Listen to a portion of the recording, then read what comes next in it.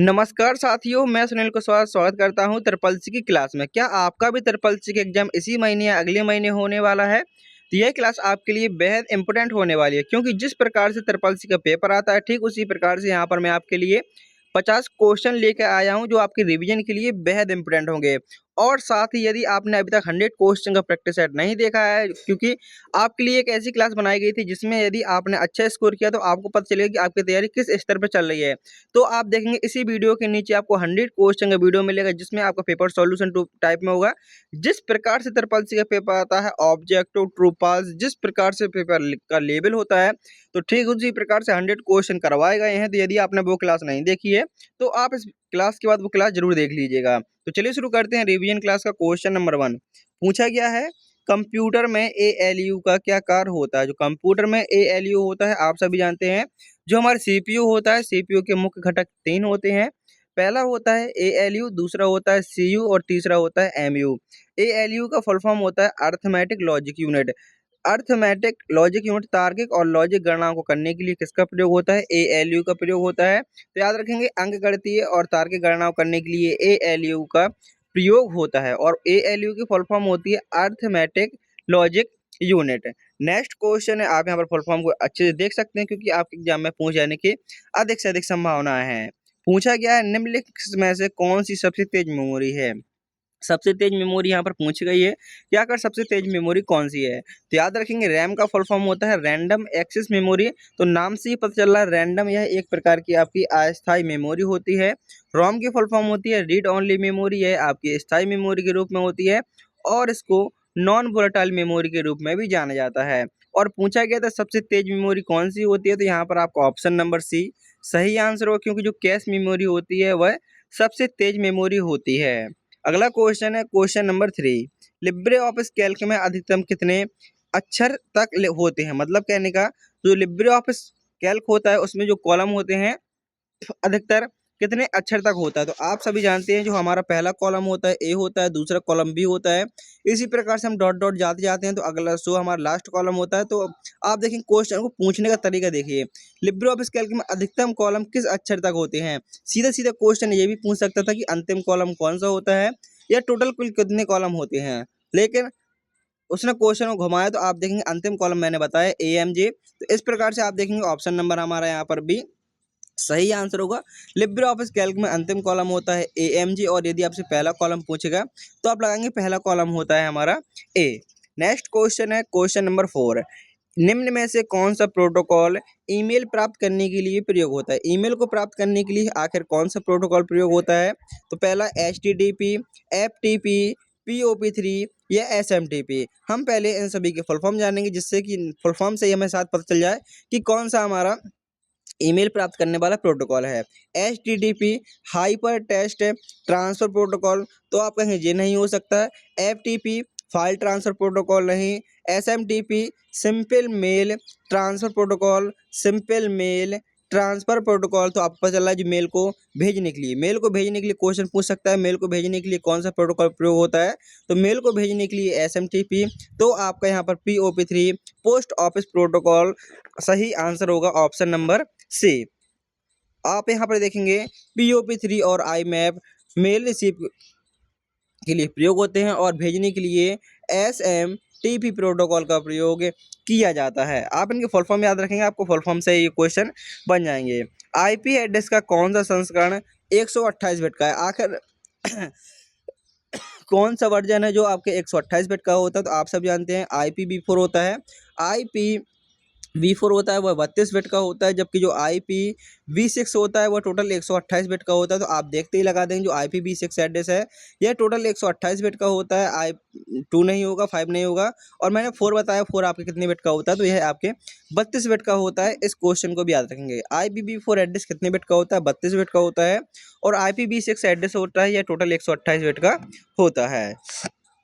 Calc या Excel में किसी सेल का एड्रेस कौन सा होता है। तो आप सभी याद रखेंगे जो हमारे लिब्रे ऑफिस कैल्क होता है यह एक्सेल मान लेते हैं, कोई भी एक सॉफ्टवेयर मान लेते हैं, क्योंकि आप जानते हैं दोनों में हमारे रो और कॉलम में होता है। क्योंकि जैसे आपका MS वर्ड होता है उसी प्रकार से लिब्रे ऑफिस राइटर, जिस प्रकार से MS एक्सेल, उसी प्रकार से लिब्रे ऑफिस कैल्क, और जिस प्रकार से आपका MS पावर पॉइंट, उसी तरीके से आपका लिब्रे ऑफिस इम्प्रेस। मतलब कहने का काम वही होता है जैसे राइटर, कैल्क और इम्प्रेस, उसी प्रकार से MS ऑफिस और लिब्रे ऑफिस है।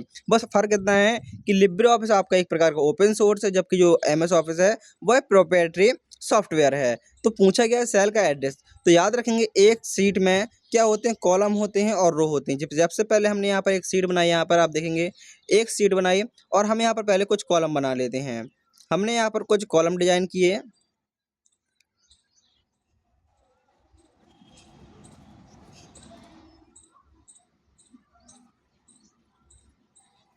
और इसके बाद ये आप याद रखेंगे ये क्या है, ये कॉलम है। एक कॉलम जैसे हमारा हो गया A column, B column, C column, D, E, इस प्रकार डॉट डॉट और अंतिम कॉलम ए, एम, जे, ये आपके कॉलम होते हैं। अब याद रखेंगे रो को, रो कौन सी होती हैं, तो आप देखेंगे यहाँ पर रो को बनाऊंगा मैं, ये पहली रो, इसके बाद फिर से नेक्स्ट रो और ये, और आप रो को याद रखेंगे रो कितनी होती हैं, तो रो की संख्या भी काफ़ी बार एग्जाम में पूछ ली आती है। तो पहली रो आपकी 1, दूसरी 2, तीसरी 3, इस प्रकार जो आपकी अंतिम रो होगी वो होगी 10,48,576। इन दोनों का कॉम्बिनेशन याद रखेंगे। अंतिम कॉलम कौन सा होता है, तो अंतिम कॉलम होता है हमारा ए एम जे। अंतिम कॉलम कौन सा होता है, ए एम जे। और अंतिम रो कौन सी होती है, तो अंतिम रो होती है 10,48,576। पहली रो कौन सी होती है, तो पहली रो होती है आपकी 1। और पहला कॉलम कौन सा होता है, पहला कॉलम होता है 1। और किसी सेल का एड्रेस क्या होता है, ये क्या है, ये एक सेल है। हर एक जो सेल है जो रो और कॉलम से मिलाकर बनी है वह प्रत्येक एक सेल है। तो सेल का एड्रेस पूछा गया था, तो सेल का एड्रेस होगा आपका, पहले कॉलम का नाम आएगा और बाद में रो का नाम आएगा। इस प्रकार से आपका यहाँ पर ऑप्शन नंबर बी सही आंसर होगा। आप इस पॉइंट को जरूर याद रखेंगे क्योंकि ये पॉइंट आपके लिए, जैसे कि पहला कॉलम पहली रो, अंतिम कॉलम अंतिम रो, और सेल का एड्रेस किस प्रकार से लिखा जाता है, पहले कॉलम का नाम आएगा, जैसे आपका बी कॉलम हो गया और 7 रो हो गई। आपसे यहाँ पर पूछ सकते हैं अंतिम कॉलम अंतिम row A M J, last cell address कौन सा होता है, तो ए एम जे 10,48,576 है। नेक्स्ट कॉलम है, नेक्स्ट क्वेश्चन है, निम्न में से कौन सा एक ओपन सोर्स सॉफ्टवेयर है। तो मैंने अभी अभी आपको क्वेश्चन में ही बता दिया था कौन सा आपको ओपन सोर्स है। तो आप सभी जानते हैं MS ऑफिस नहीं है, विंडो नहीं है, फोटोशॉप नहीं है, ओपन सोर्स हमारा लिब्रे ऑफिस है। क्योंकि मैंने आपको बताया लिब्रे ऑफिस क्या है, ओपन सोर्स है, जबकि जो MS ऑफिस है वह एक प्रकार का आपका प्रोप्राइटरी सॉफ्टवेयर है। नेक्स्ट क्वेश्चन है, URL में HTTPS क्या दर्शाता है। जो URL होता है यूनिफॉर्म रिसोर्स लोकेटर होता है, उसमें जो हमारा HTTPS होता है यह क्या दर्शाता है, तो याद रखेंगे यह दर्शाता है सिक्योर कनेक्शन। क्योंकि URL का full form uniform resource locator, और जो HTTPS होता है hyper text transfer protocol secure, मतलब सिक्योर कनेक्शन के लिए हमारा HTTPS प्रयोग होता है। और जब आप इस वीडियो को अपने सभी साथियों में शेयर करेंगे तो आपका जो URL होगा वह HTTPS से शुरू होगा। तो आप इस वीडियो को अपने साथियों में एक बार जरूर शेयर करेंगे जिनका भी ट्रिपल-सी एग्जाम होने वाला है, क्योंकि यह क्लास आपके रिवीजन के लिए बेहद इंपॉर्टेंट होने वाली है।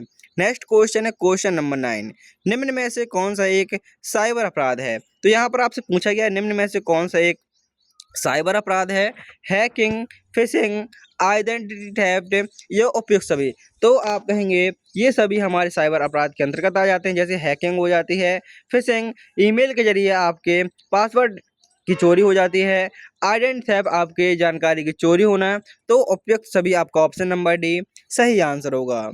नेक्स्ट क्वेश्चन पूछा गया है, ई गवर्नेंस का उद्देश्य क्या है। जो ई गवर्नेंस है आखिर इसका उद्देश्य क्या है, केवल मनोरंजन। तो आप कहेंगे नहीं, क्योंकि गवर्नेंस हमारे कहीं ना कहीं सरकार की तरफ इशारा कर रहा है, गेम खेलने से नहीं, हार्डवेयर बदलना, हार्डवेयर बनाना नहीं।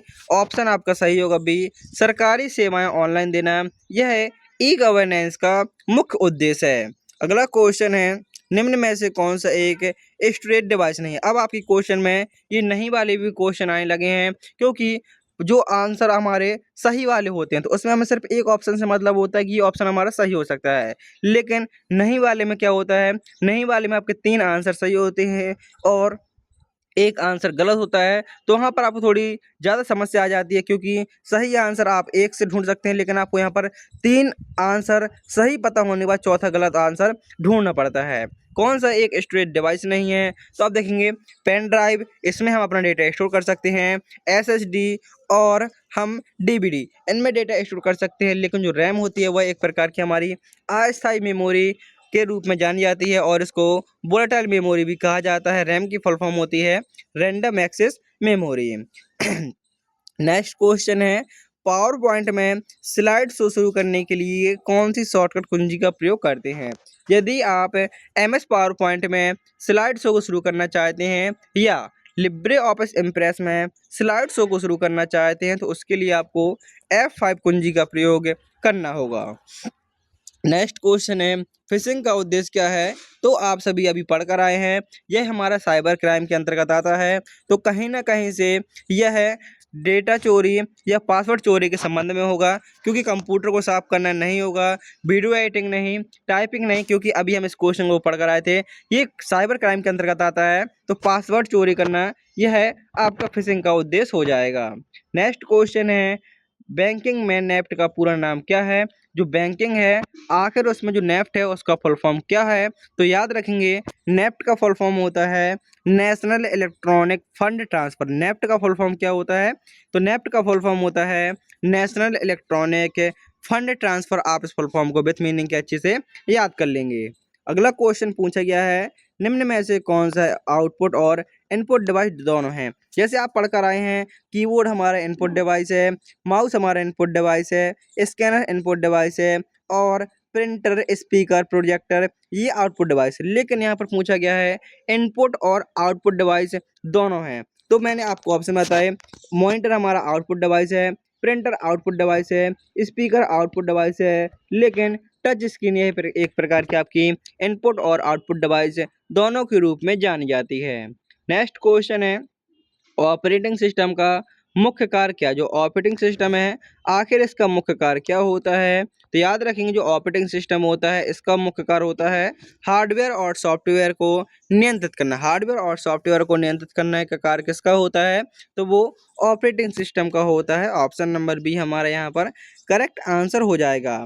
बाइनरी नंबर सिस्टम का आधार क्या है? जो बाइनरी नंबर सिस्टम है आखिर इसका बेस आधार कितना होता है? तो याद रखेंगे जो बाइनरी नंबर होते हैं उसमें दो कैरेक्टर होते हैं, दो नंबर होते हैं 0 और 1 और उसका आधार होता है वो होता है 2। आपसे पूछ सकता है ऑक्टल का आधार कितना होता है? तो ऑक्टल का आधार होता है वो होता है 8 और जो डेसिमल होता है डेसिमल का आधार होता है वो होता है 10। तो बाइनरी पूछा गया था, बाइनरी का आधार होता है 2। ऑप्शन नंबर ए आपका यहाँ पर करेक्ट आंसर है।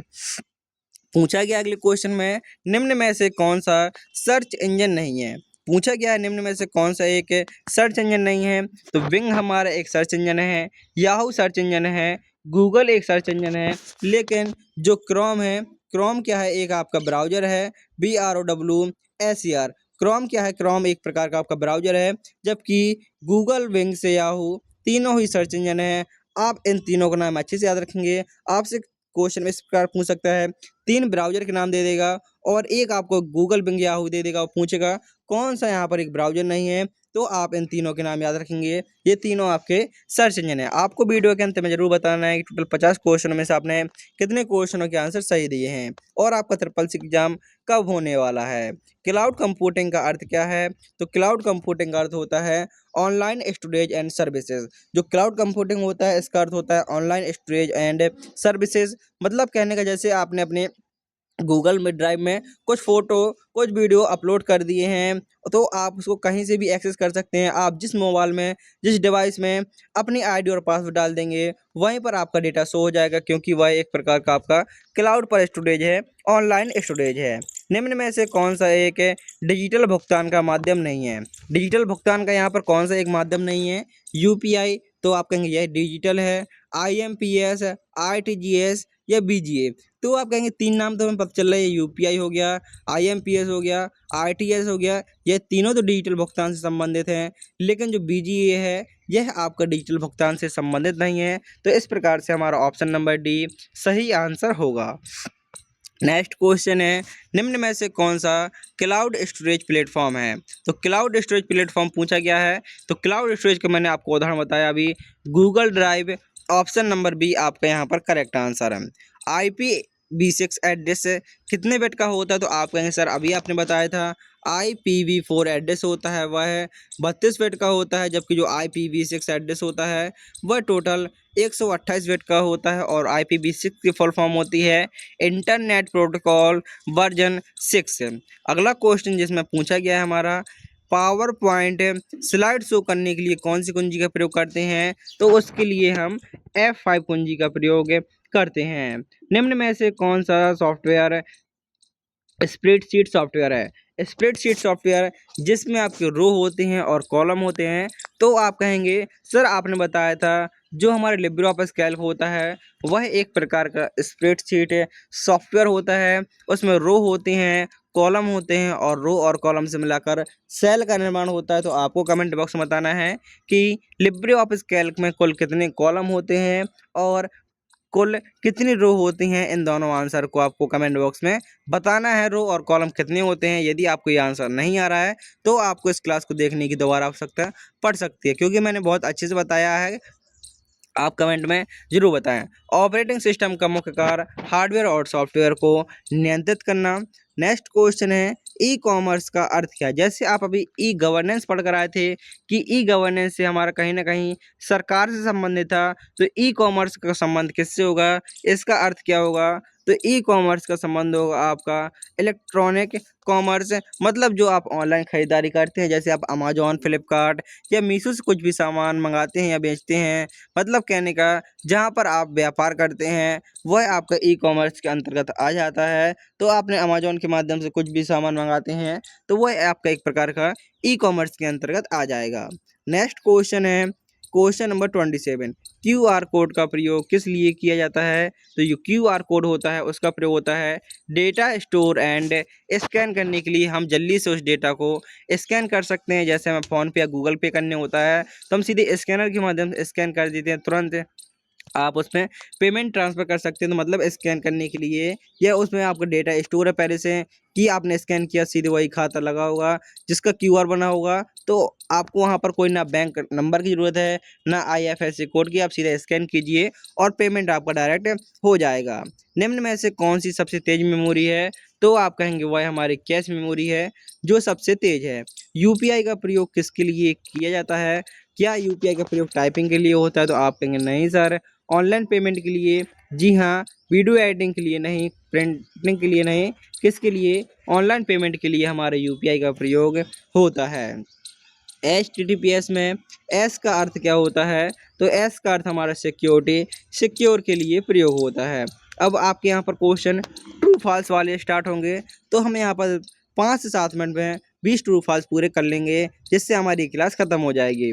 पूछा गया है रोम में डेटा स्थायी रूप से स्टोर होता है। जो रोम होता है क्या इसमें डेटा आपका स्थायी रूप से स्टोर रहता है?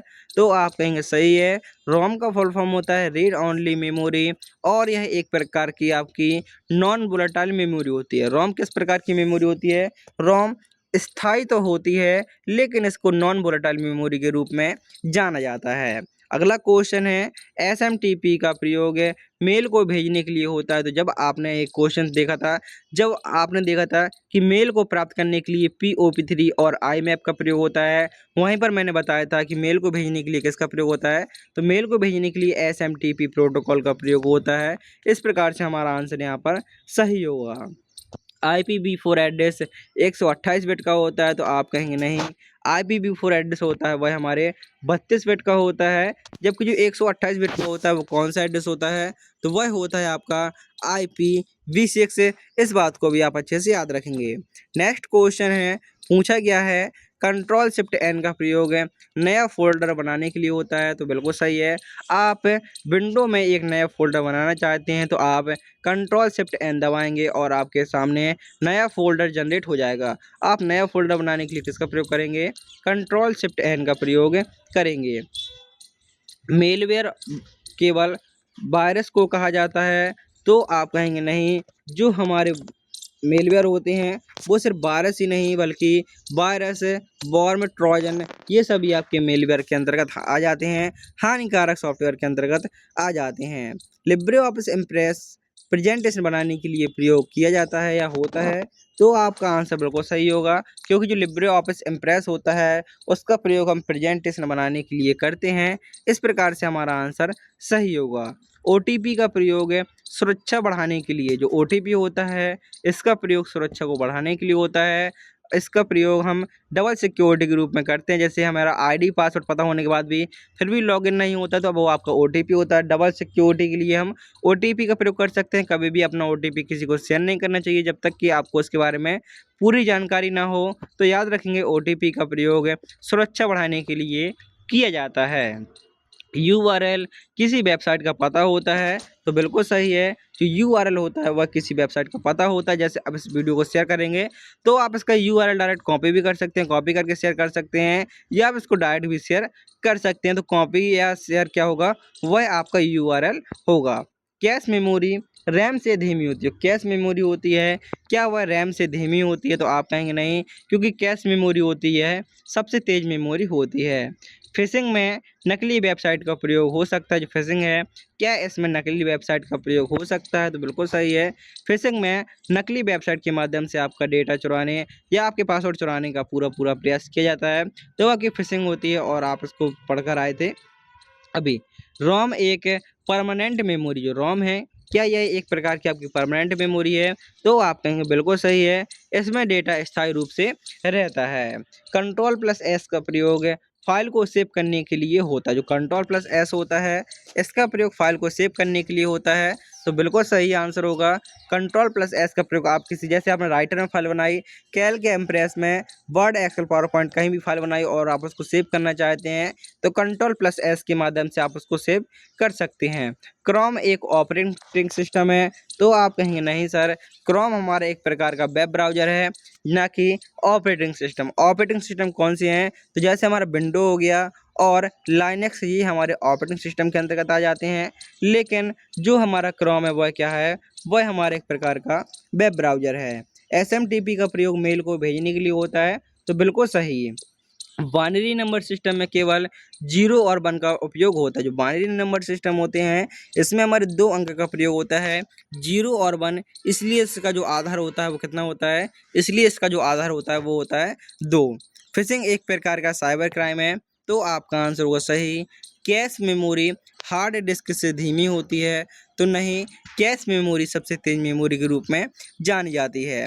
लिब्रे ऑफिस इम्प्रेस का प्रयोग प्रेजेंटेशन बनाने के लिए, यूपीआई का प्रयोग डिजिटल पेमेंट के लिए किया जाता है, और अंतिम क्वेश्चन HTTPS वेबसाइट कनेक्शन को सिक्योर बनाने के लिए किया जाता है। इस प्रकार से यहाँ पर आपके 50 क्वेश्चन पूरे हुए। अब आपके सामने एक 100 क्वेश्चन का पेपर सॉल्यूशन और मैथन क्लास आ चुकी होगी। आपको ये पेपर सॉल्यूशन जरूर देखना है, जिसमें आपका ठीक उसी प्रकार से क्वेश्चन कराए गए हैं जिस प्रकार से ट्रिपल सी का पेपर आता है। तो इस वीडियो को बिल्कुल भी अनस्किप ना करें, इस वीडियो को सभी साथी जरूर देखेंगे, क्योंकि यह वीडियो आपके लिए बेहद इंपॉर्टेंट होने वाला है। आपको इसमें पता चलेगा पेपर हमारा किस लेवल से आता है, कितना कठिन और कितना सरल, सारा कुछ आपको इस वीडियो में और फुल इन्फॉर्मेशन है। पेपर में कितने क्वेश्चन आते हैं नेगेटिव मार्किंग के संबंधित, सारे डाउट आपके इस वीडियो में कन्फर्म है, तो इस वीडियो को देखना ना भूलें। मिलते हैं हम अगली वीडियो में, जब तक के लिए जय हिंद, जय भारत, वंदे मातरम।